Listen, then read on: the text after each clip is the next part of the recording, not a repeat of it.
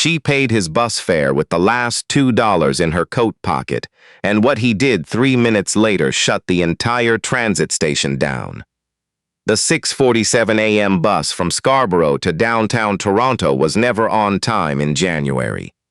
Everyone who rode it knew that.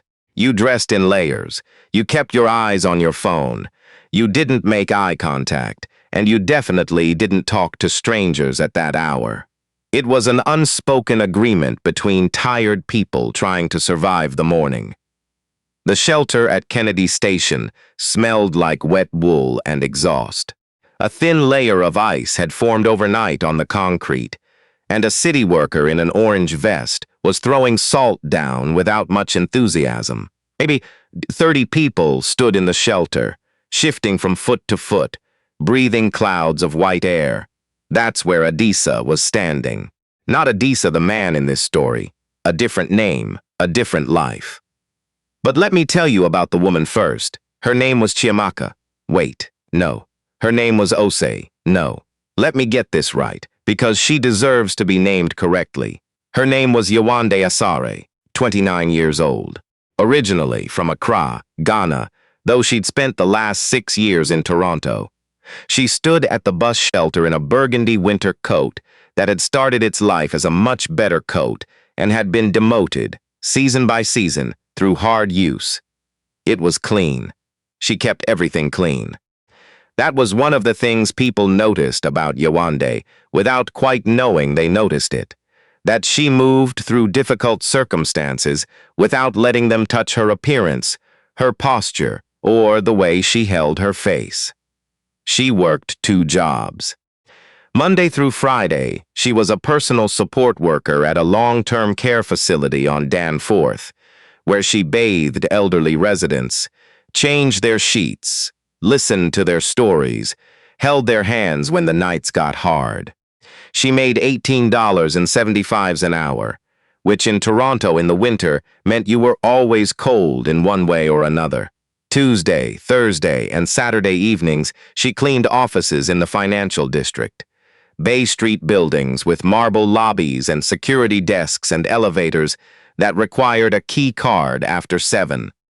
She would take the elevator up 25 floors and clean the boardrooms where decisions worth millions were made, and then she would take the elevator back down and take the night bus home. She was putting herself through a medical office administration certificate at George Brown, 2 semesters left. She studied on the bus. She studied in the break room at the care home between residents. She had a notebook in her bag at all times, and the pages were soft at the edges from being opened and closed so many times.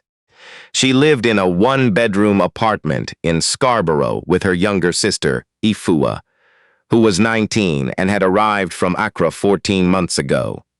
Their mother had died the year before. A slow illness that had taken 18 months and most of what their family had saved. Yewande had been sending money home all through it, whatever she could spare, and then afterward she had spent another year navigating immigration paperwork to get Ifua here legally.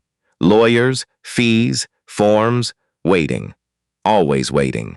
But Ifua was here now, enrolled at Centennial College, studying graphic design.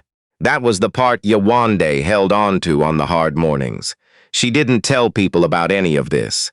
Not her co-workers, not the residents who asked about her life, not the other cleaners in the Bay Street buildings.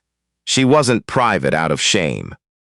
She was private because she had learned early that people tended to offer advice or pity when what she needed was neither. She needed the next thing to happen so she could deal with it. That was all. The 6:47 was late, which meant the shelter was fuller than usual. Bodies pressed together at the front, everyone trying to stay close to the heat lamp that was working at maybe 40% capacity. Yewande stood near the back, close enough to see the road, but not so close that she'd be crushed when the bus came. That's when she noticed the man. He was at the Presto card reader, which sat on a small post at the entrance of the shelter. the kind of setup that felt like it was designed to slow things down rather than move them. He was tapping his card, and tapping it again, and the machine was doing that flat, unhappy beep that meant insufficient funds. He was maybe 55. Tall, broad-shouldered, but slightly collapsed in posture the way some men get when they've been carrying something heavy for a long time. He wore a dark gray coat, not expensive, not cheap. He had a canvas bag over one shoulder. His hair was close-cropped and silver at the temples, and he had the kind of face that suggested he had once been very sure of himself, and somewhere along the way had stopped being quite so sure. He tapped the card a third time. The beep again. "Sir, you need to load the card or pay cash." The TTC collector was behind the glass, not unkind, but not particularly interested either. It was 6:43 in the morning. "I understand." The man's voice was quiet and even. He had an accent, West African, Yewande thought, though she couldn't place exactly where. He checked his coat pockets, then his inner jacket pockets, then the canvas bag methodically, without panic, the way a person searches when they already suspect the answer. "I seem to have left my wallet. I'm sorry." He stepped to the side, out of the entry line, and stood just inside the shelter. His face didn't change much, but Yewande had worked long enough with people in vulnerable moments to know what someone looked like when they were embarrassed and trying not to show it. The woman behind him in line exhaled loudly. She had a coffee in one hand and a roller bag in the other, and the posture of someone who felt their time was measurably more valuable than the people around them. "Oh, come on!" She said it under her breath, but not under her breath at all. At this hour? Nobody else spoke. A few people looked at the man briefly, and then looked away. The collector had already moved on to the next person. Yewande opened her bag and found her wallet. She had $2.80 in cash. $2.80. Because she'd taken out exactly what she needed for today's coffee at the care home break room, where the machine charged $1.25, and she'd been meaning to reload her card, but kept pushing it back. The bus fare was $3.25. She was $2.80 short of paying for herself, actually, and had planned to tap with her Presto card, which had a few dollars left on it. She looked at the man standing to the side. She looked at the $2 in her hand. She thought about the coffee. She walked up to the Presto reader and tapped her card. $1.70 remaining. After that, the machine told her in its cheerful green way. And then she turned to the man and held out the $2.80. "For your fare," she said. "You're 25 cents short, but they usually let it go on the older machines. Try the back doors." He looked at her. Something moved across his face that she didn't have a word for then but would later. "I can't take your money," he said. "It's not my money anymore," Yewande said. "It's yours. The bus is in 4 minutes. He looked at the money for a moment longer. Then he took it. "Thank you." The 2 words were simple, but the way he said them had weight.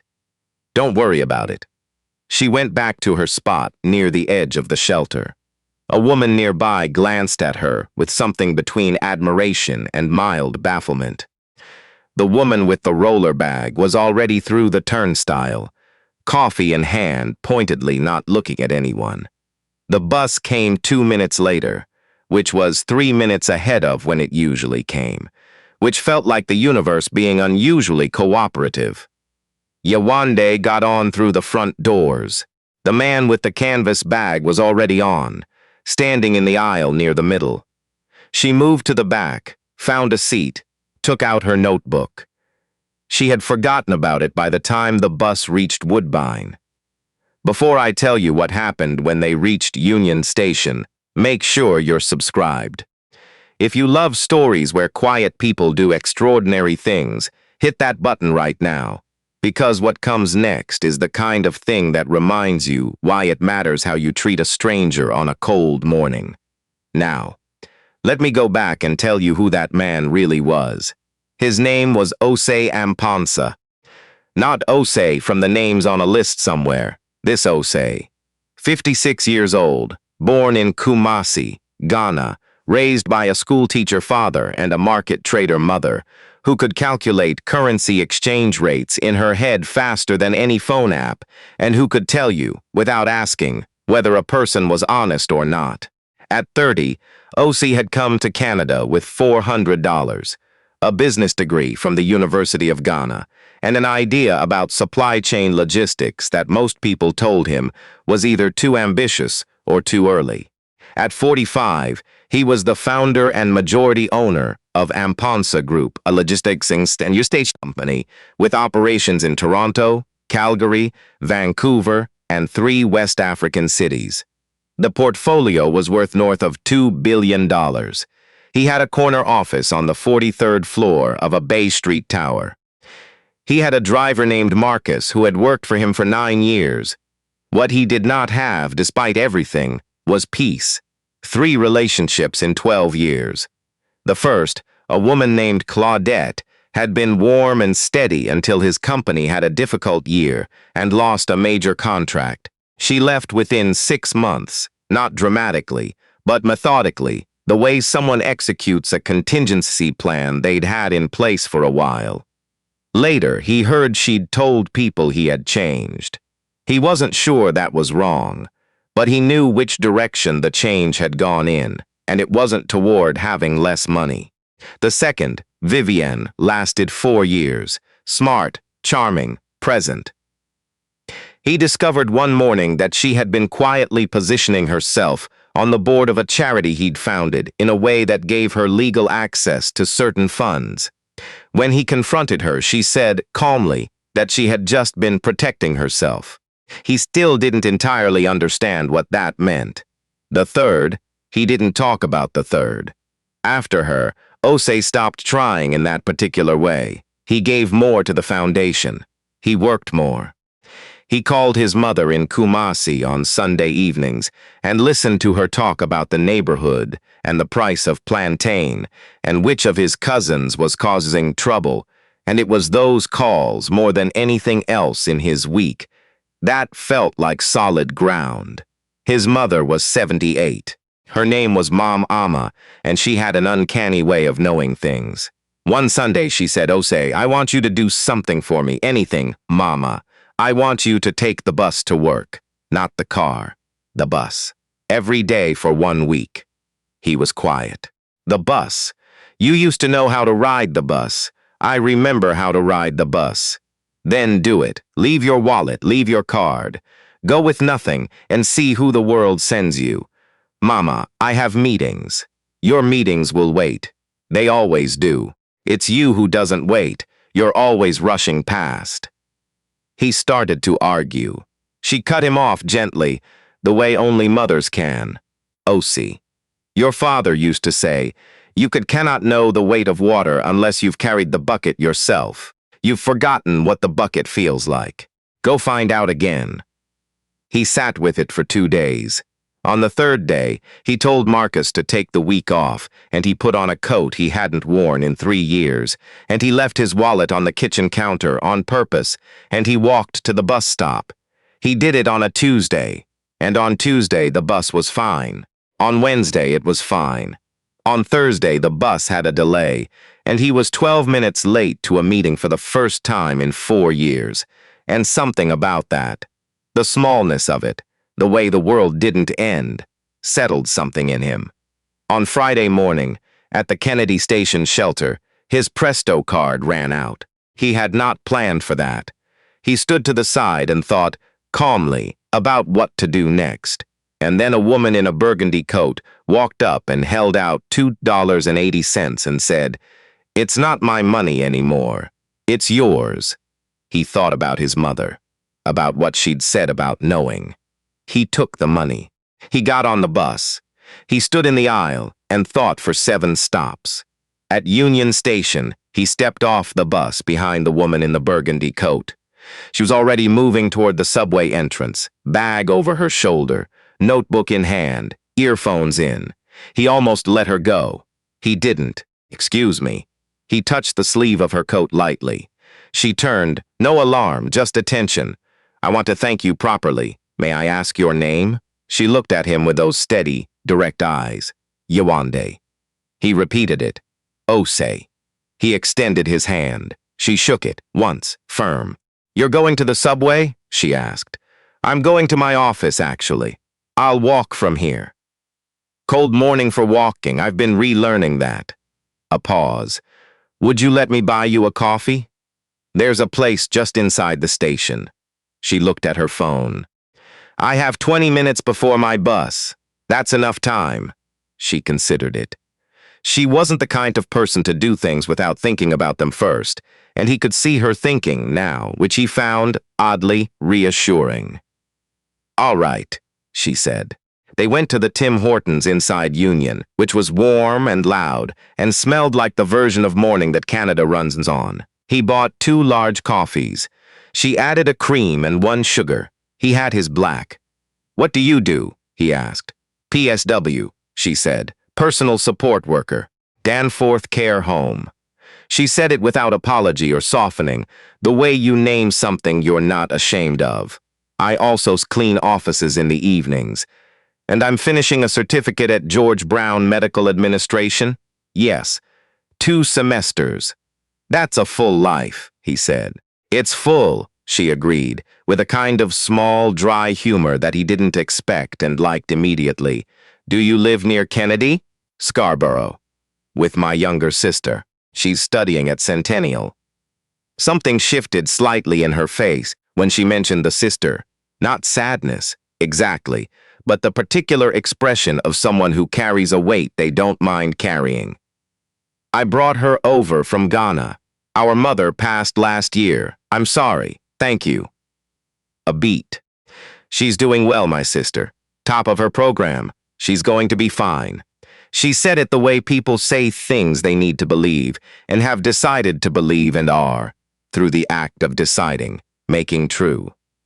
Asare held the coffee cup in both hands. He looked at the woman across from him, this woman who had given her last $2.80 to a stranger at 6:40 in the morning, who worked 2 jobs, and studied, and raised a sister and didn't explain herself or ask for recognition and didn't seem to want any. Yewande, he said, I have to tell you something. She looked at him steadily. I didn't forget my Presto card by accident. A silence. She put her coffee down. Oh, she said. He blinked. You know, not the details, she said, but you weren't rattled. You weren't embarrassed enough. When people actually forget their wallet, they have a different energy, kind of frantic. You were calm, like someone who had decided something. My mother told me to take the bus for a week and leave everything behind. To see who the world sent me. Yewande was quiet for a moment. Your mother sounds like my mother. What was she like? And then something opened, carefully, like a door in a room that hasn't been aired out in a while, and Yewande told him about her mother in Accra, who had been an administrator at a medical clinic for 30 years, and who believed that numbers, properly kept, could tell you the story of an institution's soul, who had stayed late every Friday to reconcile the accounts herself because she trusted no one to do it as honestly, who had told Yewande, when she was maybe 12, be careful how you treat people when there's nothing in it for you. That's the only version of yourself that's actually real. Asare set his coffee down. Your mother kept accounts, he said. She did. And you're studying medical administration. She's the reason. Simple. Honest. She would be proud, he said. Yewande didn't answer that. She looked at her phone, looked at him, picked up her coffee. I need to catch my bus. Of course. He stood. She stood. Yewande, I'd like to call you. Not for. He stopped himself. I just think this conversation is worth continuing. She looked at him for a long moment. He got the sense she was running some kind of internal calculation, the same way she'd calculated whether to give him the $2. You can have my number, she said. But I work a lot. I know. I'll work around it. For the first time since the bus shelter, she smiled. A real one, quick and warm, gone before it could become self-conscious. Then she told him her number, shook his hand again, and walked toward the subway. He stood there with his coffee and watched her go and thought, there she is, that's the one. His phone was already in his hand. He called his office before she'd made it to the turnstile. Diane, he said when his assistant picked up, I need you to look something up for me. Danforth Care Home. Find out who oversees their staffing and administration. Right now, sir, right now.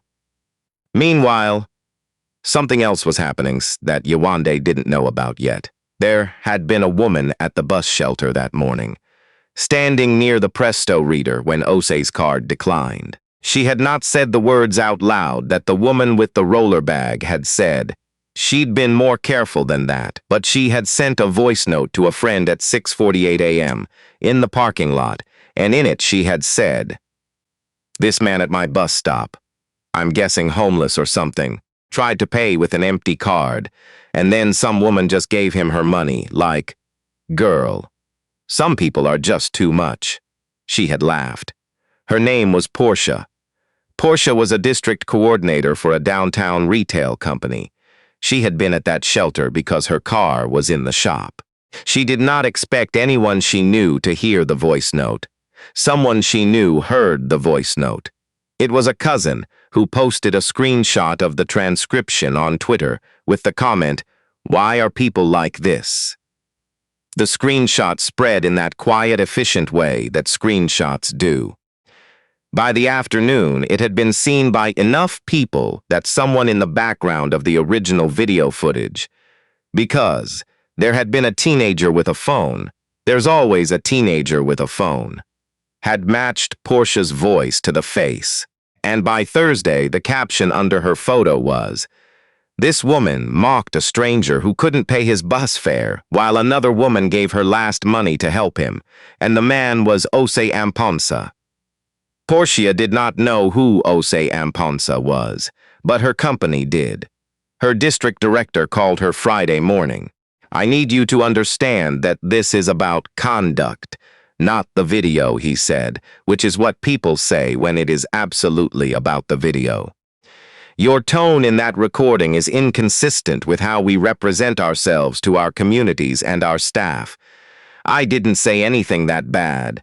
You laughed. She was suspended pending review. By the following week, the review had concluded. Portia spent 2 months sending out resumes. In the age of Google, she discovered 30 seconds at a bus shelter at 6:48 in the morning could follow you for a very long time.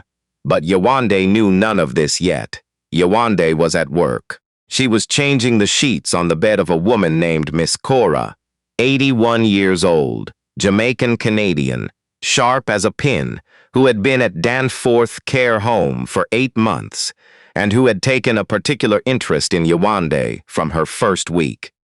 You were on time today, Miss Cora said, which was her way of saying good morning. I'm always on time. You look like something happened. Nothing happened. Yewande tucked the corner of the sheet. I had a coffee with a stranger at Union Station. Miss Cora's eyebrows rose about an inch. At 6 in the morning, 7, roughly. And nothing. He seemed like a decent person. What was his name? OCA. Miss Cora was quiet for a moment. O.C. Amponsa? Yewande looked up from the sheet. I don't know his last name. Tall. Silver at the sides. Very still kind of energy. Like he's always thinking. How do you know him? His foundation built a community health clinic in my daughter's neighborhood in Calgary. Miss Cora watched Yewande's face. He's not a regular man, baby. Yewande was quiet. Then she said, he didn't seem like he wanted me to know that. No, I don't suppose he did. They looked at each other. Then Yewande finished the sheet and moved on to the next room, and Miss Cora watched her go with the particular satisfaction of a woman who has lived long enough to recognize the beginning of something when she sees it. O.C. texted that evening. A single line. The coffee. was the best part of my Thursday in a long time. She read it on the bus home. She put the phone in her bag. She took it back out. She typed, "It was a Tim Hortons." He replied, "That's why." She put the phone away again, but she was smiling at the window the whole ride home. Over the following weeks, they built something slowly and deliberately, the way both of them did things, carefully, without rushing, checking the structure as they went. He came to her neighborhood. Not in the Mercedes, not with Marcus. He drove himself in a car she later learned he called the ordinary car. An older Honda he kept specifically for times when he didn't want to be the sum of his assets. They walked along Kingston Road on Saturdays, which was not a romantic destination, but was a real one. Jamaican bakeries, African grocery shops, a Vietnamese pho place they tried twice. They talked for hours. He told her about Kumasi, about his father, who had been a teacher, and who believed that an educated person owed their education back to the world in the form of service. She told him about the year her mother was sick, about the money she wired every 2 weeks, and the voice calls where she would talk her mother through the paperwork because her mother could not always hold a pen steady by the end. "I couldn't go home," Yewande said once, not accusing anyone, just stating a fact. "I couldn't lose the visa status. I couldn't afford the flight and keep sending the money. So I stayed here, and my mother died in Accra, and I was on a bus on Danforth when the call came." OC didn't say anything for a moment. They were sitting at the pho place, and the windows were fogged from the cold outside. He reached across the table and covered her hand with his. She didn't pull away. "She knew you were working for her," he said. "The whole time she knew." "I know," Yewande said. "I just wish she'd gotten to see Ifua settle in. She would have loved that." A pause. "Ifua got a 92 on her design project last week. I believe it. She's going to be good, really good. She has a good teacher," Osei said. Yewande looked at him. "I'm not a teacher. I'm just her sister." "Those are the same thing," he said. "In families where they're doing it right." There were 3 things Osei did in the months that followed, and they were not gifts in the way people usually mean gifts. They were something more considered than that. The first, he paid the remaining 2 semesters of Yewande's program at George Brown, not as charity. He made her sign a paper, 1 page, simple, that said it was a loan to be repaid after she had been working in her field for 2 years, at whatever amount was manageable at that time. She had tried to refuse. He had said, "Yewande, I know you're going to pay it back. You know you're going to pay it back. Let's just agree that it happened and move on." She had looked at him for a long time. Then she had said, "One day, when I have a business, I want you to be my hardest client. Not a favor, an actual client." He had said, "I'll hold you to that." The second, he introduced Ifua to a graphic designer named Brielle, who worked with one of his companies, not as an internship, as a mentorship. One afternoon a month, Brielle would meet Ifua for coffee and show her how the professional world of design actually operated, the gaps between the classroom version and the real one. Ifua came home from the first meeting so lit up that she redid her entire portfolio that same night. The third thing was the one that mattered most. Osei connected Yewande with the administration manager at his company's health services division, not to offer her a job, but to show her what a well-run medical administration office looked like from the inside. "I don't want to give you a position," he told her. "You'll build your own position. I want to give you a reference point so that when you do, you know exactly what good looks like." Yewande graduated in April, top of her cohort. Osei was in the 3rd row because she had told him to sit somewhere he wouldn't be obvious, and he had agreed without argument, which told her something important about him. Afterward, he took her to a small Ghanaian restaurant on Lawrence that had been run by the same family for 22 years. The owner, a man called Uncle Kwame, Not the Kwame from any other story. This one, this Uncle Kwame, came out of the kitchen to greet Ose like an old friend and stayed to talk to Yewande for 15 minutes about her mother's hometown, which turned out to be 30 kilometers from his own. "Why here?" Yewande asked after Uncle Kwame had gone back to the kitchen. "Because the food is real," Ose said, "and because the first time I came here, I was 23 years old and I had $40 left, and I sat at this table and I thought, I'm going to build something. And then I did. This place remembers who I was when I started." Yewande looked at the table, at the plastic tablecloth with the small floral pattern, at the condensation on the water glasses, at the man across from her who owned 43 commercial properties in this country and who chose this table to celebrate her. "Osi," she said, "I need to ask you something. Anything. That morning at Kennedy Station, when I gave you the money, you already knew who I was, didn't you?" After he met her eyes, "I asked my assistant to look up Danforth Care Home that same morning." She nodded slowly. "Why?" "Because I wanted to know if you were real." He paused, not in the suspicious way. In the way of someone who has been shown so many things that weren't real that he'd forgotten what real felt like, and then all at once he recognized it and needed to be certain he wasn't wrong. Yewande was quiet for a long moment. "Were you wrong?" "No," he said, "not even a little bit." She looked at her water glass. Then she looked up. "My mother used to say, the person who counts the money honestly is the person who can be trusted with everything else." A pause. "I think you count honestly, Ose." It was the most she had said about trust in the entire time he had known her. He understood what it cost and what it meant.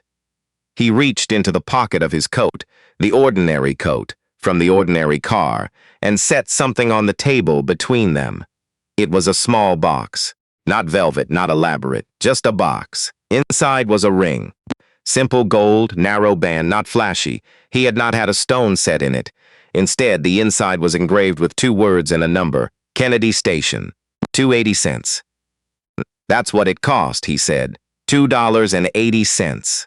"You gave it to a stranger at 6:45 in the morning when you thought he had nothing." He paused. "And it was the most anyone has ever given me in my entire life, and I have receipts for everything." His voice was quiet and even. "Will you marry me, Yewande?" Not Amponsa Group, not the Bay Street office. Me, Ose, the boy from Kumasi who figured out how to ride the bus again. She looked at the ring for a long time. Her eyes were bright. "You were 25 cents short, actually," she said. "I covered the rest." He laughed. She laughed. And in that small restaurant on Lawrence Avenue, with Uncle Kwam pretending not to watch from the kitchen pass-through, she said yes. Now, remember, Portia. 5 months after she lost her job, Portia walked into a medical administration office on Eglinton to interview for a junior position. She had revised her resume 3 times. She had worn her most professional blazer. She was nervous in the way of someone who has been humbled by consequences they brought on themselves and is still in the process of integrating that. The person who conducted her interview was a woman in a dark green dress with a small gold band on her left hand and an engraving inside it that no one in the office had ever asked about. Portia recognized her from the bus shelter. She went very still. Yewande looked at Portia's resume. She looked at Portia. She did not say anything about the bus shelter, or the voice note, or the video, or the Twitter screenshot. She asked about Portia's background and her goals, and what she was hoping to build in this next stage of her career. The interview lasted 35 minutes. At the end, Yewande said, "You're overqualified for this position technically, but I think there's a fit here. I'll be honest with you. This office runs on how we treat people, every person, every time, regardless of what's in it for us. If that's something you can commit to, genuinely, then I'd like to have you here." Portia sat across from her and felt the full weight of what was happening. Her voice, when she spoke, was not entirely steady. "I can commit to that." "Good." Yewande offered her hand. "We'll send you the offer letter by Friday." Portia shook it. She got to the elevator before she had to stop and press the back of her hand against her mouth and stand very still for a moment. Then she pressed the button for the lobby, and she rode down, and sheeped out into the gray Toronto afternoon, carrying something she hadn't had when she walked in. Some lessons, as it turns out, are given twice. Once to break you open, once to show you who you could be. The following spring, Yewande and Asare were married, not at a hotel, not at a venue. They rented the community room at Scarborough Civic Center. Beige walls, stackable chairs, fluorescent lights, and the best jollof rice in the room prepared by Ifua, who had taken a weekend cooking course because she wanted to contribute something she'd made herself. Osae's mother watched on video call from Kumasi, and when Ifua turned the phone so she could see Yewande walking in, Mame Ama covered her face with both hands and wept in the uncomplicated way of a woman who has been waiting for something and has finally seen it arrive. "Mama," Osae said, "why are you crying?" "Because I told you," she said, from thousands of kilometers away, her voice crackling through a phone speaker in a community room in Scarborough. "I told you to take the bus and see who the world sent you, and you listened to your mother for once in your life." Everyone in the room who heard that laughed. Then most of them cried a little too. Miss Cora from the care home was in the front row. She had insisted. At the small table near the kitchen where they signed the marriage certificate, Osae held Yewande's hand and looked at the ring on her finger and at the woman who wore it. "What are you thinking?" she asked. "I'm thinking about a Tuesday morning in January," he said, "and $2.80, and how cheap the best investment I ever made turned out to be." She shook her head slowly, but she was smiling. "You were 25 cents short. Never forget that." "You'll never let me," he said. "No," she agreed. "I won't." Outside, in the January cold that had started this whole thing, the 6:47 bus was running right on time for once, but neither of them was on it. They had somewhere to be. If this story moved something in you, if you've ever been the person who gave when you couldn't afford to, or the person who needed someone to step forward and didn't expect them to, subscribe to Urban African Folktales and turn on your notifications. Every story we tell is a story about what it costs to be human and what that cost is worth. We'll see you in the next one.